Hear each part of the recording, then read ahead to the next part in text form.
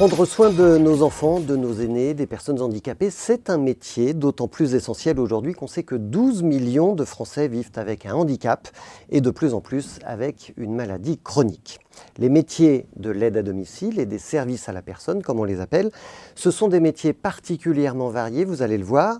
Ce sont aussi des métiers en tension, peu de reconnaissance, manque de candidats, mais ce sont des métiers d'une très grande richesse humaine et ce n'est pas un hasard s'ils relèvent la plupart du temps de l'économie sociale et solidaire. Bonjour Chantal Pluton. Bonjour. Vous êtes la fondatrice et la présidente de Akasa. C'est une société de services à domicile qui travaille en région parisienne. Ça fait plus de 15 ans que vous travaillez maintenant dans les services à la personne. Qu'est-ce qui vous rend particulièrement fier dans le métier qui est le vôtre ? Alors, je vais dire, Frédéric, vous avez devant vous une jeune femme qui a grandi dans une commune qui s'appelle Petit Canal et qui, du temps de mon adolescence, on disait, mais qu'est-ce qu'il y a à Petit Canal ? Rien, il n'y a rien, on ne connaît pas Petit Canal. Il faut que vous nous disiez où ça se trouve. À la Guadeloupe, d'accord, donc une île des Antilles. Et cette commune de Petit Canal, de moins de 10 000 habitants, je suis fière aujourd'hui de me retrouver en région parisienne, en ayant créé une structure comme celle qu'est Akasa pour apporter du bien-être au domicile. Et ce qui me rend le plus fière, c'est qu'aujourd'hui, mes filles, mes deux premières filles, ont fait le choix de me rejoindre et une amie que j'ai depuis 40 ans et qui travaille avec moi. Donc c'est vrai que c'est une fierté parce que... Donc elles travaillent avec vous aujourd'hui. Voilà, c'est ça. Elles font leur étude tout en travaillant et Betty, qui est mon amie depuis 40 ans, travaille avec moi dans cette aventure humaine. Et pourquoi ça vous rend fier que vos filles et votre meilleure amie, j'imagine, vous rejoignent ? Parce que on a travaillé, enfin mes filles, parce que c'était loin d'être le cas il y a quelques temps, puisque j'avais été très prise et elles m'avaient dit surtout pas, on ne travaillerait pas. Et à ma grande surprise, elles ont toutes les deux fait le choix de leur alternance en regagnant une la RH et l'autre le parti commercial et marketing, en me disant maman, on trouve tellement de sens à ce que tu fais qu'on a envie de continuer de travailler avec toi. Et Betty, parce que ça nous ramène à nos 15 ans, Petit Canal, on animait déjà des associations, des clubs de majorettes. Et voir que 40 ans d'amitié arrivent à travailler ensemble sous un métier comme celui-là, je me dis, voilà, on a fait un beau parcours et je suis fière de cela parce que je pense que mes parents, là où ils sont, auraient été aussi fiers de moi. Voilà. Alors on va le creuser un petit peu ce parcours parce qu'évidemment vous n'êtes pas née entrepreneuse. Vous avez commencé dans la banque, tout à fait, en France, tout à fait, puis en Martinique. Tout à fait. Et c'est en 2017 que vous avez décidé de créer votre entreprise, Akasa Service. Mais avant de venir à cette partie-là de votre parcours, on va creuser un petit peu du côté personnel pour comprendre un petit peu ce qui vous anime. Quand vous étiez enfant, vous avez grandi du coup à quel endroit ? Et dans quel univers familial ? Parce que la famille dit beaucoup. Alors, j'ai grandi à Petit Canal, comme je vous ai dit, petite commune de Guadeloupe. Je suis la 9e enfant d'une famille. Donc, vous êtes née à Petit Canal. Je suis née aux Abîmes, la capitale de la Guadeloupe, au niveau administratif en tout cas. Et j'ai grandi à Petit Canal. Et de cette commune, avec mes frères et sœurs, hein, j'ai 5 frères et 4, on est de part et d'autre 4 frères et 4 sœurs. Donc moi, je suis la 9e enfant. Et une famille nombreuse, de papa et un papa qui était trésorier d'une usine, on va dire géreur d'habitation, puisqu'il s'occupait de beaucoup de personnes qui coupaient de la canne, et une maman très engagée au niveau entrepreneurial, tout en faisant une activité administrative à la mairie. Couper de la canne, c'est de la canne à sucre. Hein. Canne à sucre, planteur, tout ce qui était igname. Mes parents étaient... on va dire multi-entreprise, hein, puisqu'ils faisaient tout ce qui était agriculture, plus... Donc vous étiez déjà dans un univers d'entrepreneurs, en fait. C'est ça, mes parents étaient très entrepreneurs et je pense que j'ai pris ça d'eux, je tiens ça de mes deux parents, tout à fait. Et vous travailliez à l'époque à l'usine, vous faisiez des stages pendant vos vacances, vous aidiez vos parents, comment ça se passait ? Alors pendant mes vacances, mes parents, on allait effectivement planter de la canne à sucre ou planter des ignames. Ma maman allait le vendre sur le marché, donc je vendais avec elle. Après, ils ont souhaité créer une entreprise une supérette. Donc déjà avec mon BTS Action Commerciale, j'ai animé des actions commerciales avec eux. Enfin, voilà, j'ai mis une dynamique avec eux pour pouvoir structurer un petit peu l'entreprise familiale. Donc vous avez fait vos études là-bas ? J'ai fait mon BTS là-bas et je suis d'abord entrée effectivement dans le domaine de la banque. Mais ça ne me suffisait pas. Ça vous a pas plu, la banque ? Non, parce que j'en avais un peu marre de donner des découvertes et de était prêt. Je voulais faire un service aux personnes. Donc, j'ai fait un choix d'entrer dans une école de commerce à l'EDC, l'école des cadres, ex-école des cadres. Et du coup, j'ai rejoint la région parisienne à ce moment-là, à la Défense, pour faire un diplôme bac plus 4. Alors, on va y venir, mais d'abord, j'aimerais savoir, dans votre parcours personnel, quels sont les personnages, il y a vos parents, d'accord, mais il y a peut-être d'autres personnages qui vous ont marqué et qui sont aux racines de votre engagement. Alors, je dirais que quand j'ai fait mon école de commerce, j'ai fait mon mémoire sur comment créer une entreprise à la domicile. Et j'ai connu quelqu'un qui m'a, on va dire, interpellé, qui est Fabrice Provin, qui est le fondateur de l'enseigne Âge d'Or Service. J'ai trouvé qu'il avait une belle personnalité, qu'il avait effectivement quelqu'un d'engagé, déjà pour les personnes âgées. Et son parcours m'a beaucoup interpellée. C'est pour ça que c'est l'une des personnes qui m'a marquée. Parce que vous avez travaillé pour Âge d'Or Service. C'est ça, à la Martinique et à la Guadeloupe. J'ai créé une enseigne, j'ai créé une entreprise dans ce sens-là. Et mon époux, Patrick, qui lui était directeur de l'Agence pour la mobilité de l'Outre-mer, je dirais qu'il est l'une des personnes qui m'a beaucoup marqué, parce qu'il est né en région parisienne, donc il est ce qu'on appelle un hexagonal, quelqu'un qui est né ici et qui connaît Paris comme sa poche, il connaît la France sous tous les départements. Mais il est guadeloupéen. Il est martiniquais. Il est martiniquais. D'origine martiniquaise, mais né ici. Voilà. Ayant grandi, vécu, école, tout ici. Donc lui, il m'a beaucoup passionné. Et puis, son savoir, sa façon d'être. Et puis ensuite, il m'a beaucoup passionné, il m'a beaucoup, guidé dans mon parcours. Et puis, ma foi aussi. Ma foi qui me porte beaucoup aujourd'hui. La religion, c'est important pour vous? Je ne dirais pas la religion, je dirais ma relation à Dieu. D'accord. La prière. Pourquoi c'est important? Parce que ça m'inspire beaucoup, ça m'apaise. Et comment ça se traduit dans votre univers professionnel des services à la personne? Eh bien justement, dans le respect de la dignité des gens, dans le fait de savoir que c'est plus qu'un métier, c'est d'abord un don de soi, c'est d'abord un respect de la personne, une écoute, et dans l'amour des gens, que même ceux que je dirige, j'essaye d'être à leur écoute et de ne pas être d'abord un entrepreneur, mais d'être d'abord une personne qui écoute une autre personne. Alors c'est dans cet état d'esprit-là que vous créez votre première entreprise, déjà aux Antilles, il y a 20 ans. C'est ça. Comment ça se passe? Alors, je ne dirais pas que je la crée comme ça. Je la crée d'abord parce que je veux être chef d'entreprise. Comme mes parents sont entrepreneurs, j'aime la liberté, je me dis, je vais créer une entreprise. Parce que la banque, c'est plus mon parcours, ça ne me convient plus, ça n'a plus de sens. Je vais créer une entreprise, mais d'aide à la personne parce que je voulais aider les personnes. Je dirais que mon parcours, c'est en 2017 qu'il y a un vrai tournant. Parce que quand je suis aux Antilles, je suis d'abord entrepreneur. Je n'ai pas cette relation à la personne, je n'ai pas toute cette volonté d'écouter mes collaborateurs. Je suis plutôt, voilà, je veux créer une entreprise qui va rapporter de l'argent. Voilà. Je suis jeune et j'ai envie de faire ça. Et c'est 2017 qui va vraiment me faire, 2014 même, qui va me faire revenir sur les fondamentaux que j'ai aujourd'hui. Alors c'est quoi ce tournant? Parce que vous allez quitter le soleil des Antilles, venir sous la grisaille parisienne, et donc il se passe quelque chose. Ben, parce que mon époux, on le diagnostique une sclérose en plaques. Et là, quand on le diagnostique la sclérose en plaques, quelqu'un de si dynamique que mon époux, ça m'a posé question.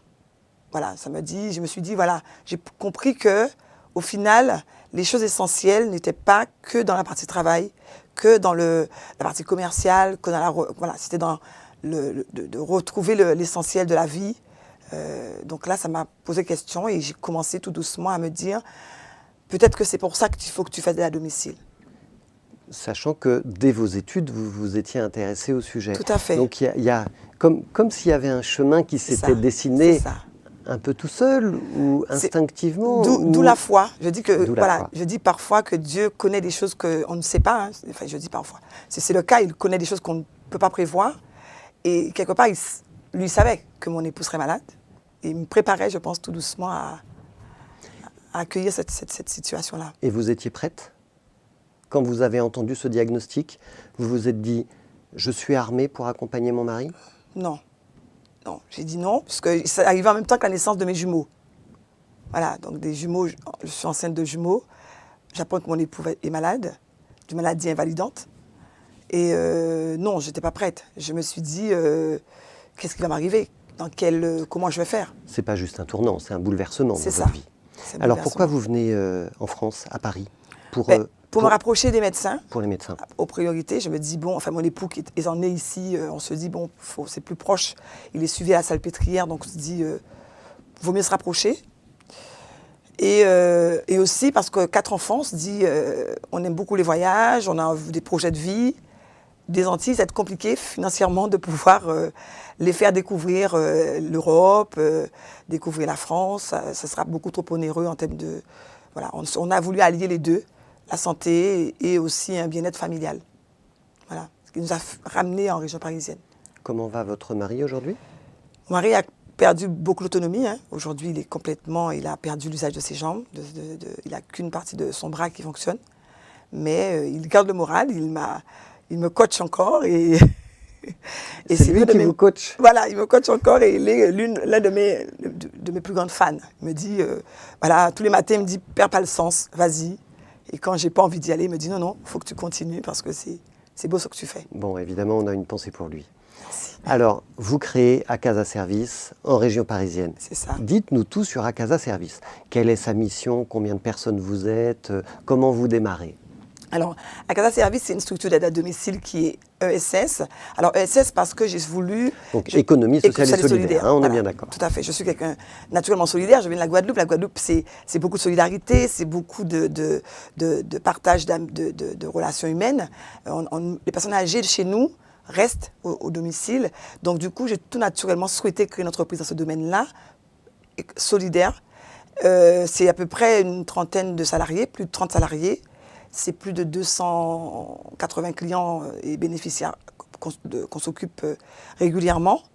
C'est aujourd'hui 2 agences, une à Vincennes, une à Draveil, dans l'Essonne et dans le Val-de-Marne. Et c'est, on va dire, une aventure humaine qui me passionne chaque jour. Depuis combien de temps? Vous l'avez créé en 2014, octobre 2014 précisément. Donc ça fait juste 10 ans. 10 ans. Bon anniversaire. Merci. Je ne pensais pas être là jusqu'à 10 ans, mais voilà. Comme quoi, alors les missions que vous remplissez, parce que vous intervenez sur plein de métiers différents, je l'ai dit dans mon introduction, hein, les services à la personne, c'est extrêmement varié. Tout à fait. On va travailler sur tout ce qui est l'accompagnement au repas, on va l'aider à la toilette, on va aussi être à l'écoute des aidants. Moi, je préfère les appeler les aimants. On va être à l'écoute des aimants. C'est joli. Des gens qui dépriment par rapport à la situation de leur époux, leur enfant ou d'épouse. Donc, du coup, on va être à leur écoute. On va essayer de leur rendre la vie plus facile. On va aussi essayer de redonner du sens parce que l'handicap isole. L'handicap, le vieillissement fait peur. Et nous, on essaie de dire aux gens, même si vous avez une situation de handicap, même si vous avez un vieillissement, la vie doit continuer. Donc nous, c'est ça qu'on fait surtout à Acasa. Au-delà de tous les actes essentiels de la vie, on redonne aux gens, aux familles, de l'espérance. On leur dit continuez et que la vie doit continuer. C'est très joli ce que vous dites. Et comme on est quand même dans une interview économique, il faut que je vous parle d'argent. Pardon. Votre modèle économique, il tient comment? C'est de la vente de prestations aux personnes? C'est ça, de la vente de prestations aux familles. C'est aussi de l'accompagnement, la coordination à l'autonomie. Enfin, c'est un métier qui est difficilement, on va dire, rentable. Moi, je n'arrive pas à y mettre de la rentabilité, en fait. J'arrive pas à voir. Enfin, pour moi, l'argent, c'est pas un maître. C'est pas. Je vois d'abord la partie. C'est pas l'objectif premier. C'est d'abord un moyen. Sauf qu'il faut quand même en gagner un peu pour vivre et pour faire perdurer l'activité. C'est ça. Il faut en et gagner. Comme vous existez depuis 10 ans, vous finissez par gagner de l'argent. C'est ça. On finit par en gagner, mais c'est pas l'objectif. C'est d'abord se dire. Moi, je vois mon compte de résultat en me disant voilà, si je gagne de l'argent, c'est pour investir, c'est pour donner des conditions de travail aux intervenants, parce que eux, si on n'a pas d'intervenants au domicile, on ne peut pas continuer à travailler. C'est aussi écouter mes bénéficiaires, c'est mettre des conditions de travail pour l'équipe qui administrativement écoute les intervenants ou fait les plannings, qu'ils aient de bonnes conditions de travail. Donc ça va être d'abord ça, mon objectif, en tout cas au niveau rentabilité. Et votre chiffre d'affaires, il est composé à proportion de combien de prestations de services et de combien d'aides publiques? Parce qu'il doit y en avoir dans l'aide à domicile et les services à la personne, il y a aussi des aides publiques. C'est-à-dire qu'on n'est pas en association, donc on est structure SAS, un service société action simplifiée. Donc du coup, les gens on reçoit de l'aide. Donc on a à peu près 70% de nos bénéficiaires qui ont une aide qui soit l'allocation perte d'autonomie ou la prestation compensatrice de handicap. Qui permettent de payer vos prestations. De payer une partie des prestations. Donc en fait, l'argent public, ce n'est pas vous qui le percevez. Ce sont les familles. Ce sont vos bénéficiaires. D'accord. Vous relevez de l'économie sociale et solidaire, on l'a dit. Vous avez aussi reçu de l'État un agrément, l'agrément ESUS, entreprise solidaire d'utilité sociale. Tout à fait. Qui vous impose un certain nombre de choses en matière d'écart de salaire, en matière de gouvernance, en matière de réinvestissement des bénéfices, vous en avez d'ailleurs déjà parlé. C'est très différent d'une entreprise classique de service à la personne, ou est-ce qu'elles sont toutes agréées ESUS ? Non, pas toutes. Hein. Je pense que, je ne sais pas le nombre qu'il y aura qui sont ESUS. En tout cas, nous, on a fait ce choix-là parce que moi, justement, je ne voulais pas que je sois le patron qui touche 50 000 € et que les autres touchent le SMIC. Alors voilà, votre motivation première pour demander cet agrément ESUS, c'est quoi? C'est l'écart de salaire? C'est quoi? C'est l'écart de salaire, mais c'est aussi le fait d'être dans la transformation managériale, par exemple. Aujourd'hui, nous, on a fait le choix de donner de la puissance à nos collaborateurs, ce soit eux qui nous sollicitent, qui fassent les plannings, qui puissent avoir des réunions d'équipe, des formations, qui puissent se partager leurs bonnes pratiques. Donc ça va être aussi de les accompagner pour leur logement. On a un nombre de salariés qui sont issus qui ne sont pas originaires de la France, donc leur proposer de leur faire une formation à la culture française, les accompagner sur les façons de vivre en France aussi, parce que il y a des façons de faire, il y a des cultures, des choses qui se passent en France qui ne se passent pas dans nos pays ou dans les pays de ces personnes qui font ce métier. Donc du coup, nous on va s'engager avec eux pour être à leur écoute et pour les accompagner dans ce métier qui est certes pas facile, mais leur dire aussi, leur faire respecter leur engagement. Et ça, toutes les structures comme la vôtre, vos concurrents, finalement, ne réagissent pas forcément comme vous? Non, pas forcément, puisque nous... Donc c'est vraiment un engagement personnel que vous avez mis dans votre un engagement personnel entreprise. et qu'on fait au quotidien parce que c'est important et on a vu que ça marchait dans la mesure où nos collaborateurs sont en moyenne à 3-4 ans chez nous. Elles restent longtemps chez nous parce qu'elles disent qu'il y fait bon vivre et qu'on prend bien soin d'eux. Donc vous êtes payé en retour. C'est ça. C'est sans doute pas très rentable sur le plan financier. Mais c'est rentable au niveau humain. Et ça me convient. Alors les entrepreneurs se font souvent accompagner. Est-ce que vous avez bénéficié de certains accompagnements? Alors j'ai été accompagnée par une coach qui s'appelait Madame Gauthier pendant quelques temps et qui m'aidait surtout à prendre le recul suffisant pour ne pas me laisser envahir non plus par ma mission. Voilà. Oui, parce qu'on peut avoir 20 ans d'entrepreneuriat derrière soi, mais on ne sait pas tout faire non plus. Donc on a besoin parfois d'un petit peu d'aide. Et vous venez d'intégrer aussi l'accélérateur ESS d'HEC Paris et de la région Île-de-France. Et alors ça, c'est intéressant. Pourquoi est-ce que vous avez postulé pour l'intégrer? Et qu'est-ce que vous y trouvez? Parce que vous êtes en cours de promotion actuellement. Hein, vous faites partie de la 6e promotion. Tout à fait. Alors pourquoi je voulais intégrer? Parce que le nom m'a plu, accélérateur ESS. Et HEC évidemment, forcément. Ça m'a plu parce que, et puis la région Île-de-France, je me suis dit, c'est l'opportunité pour moi effectivement, comme ils le disent, d'aller plus loin, de faire parler un peu plus de notre activité et du modèle économique que nous avions, de le mettre en lumière un peu plus. Donc j'ai souhaité intégrer l'accélérateur déjà pour ça et pour rencontrer aussi d'autres personnes qui étaient dans cette même dynamique que nous. Voilà.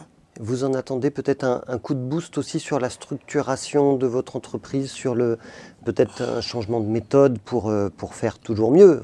On cherche toujours à faire mieux. Moi, quand j'ai intégré l'accélérateur, je ne m'attendais pas forcément, je ne savais pas comment ça allait se passer.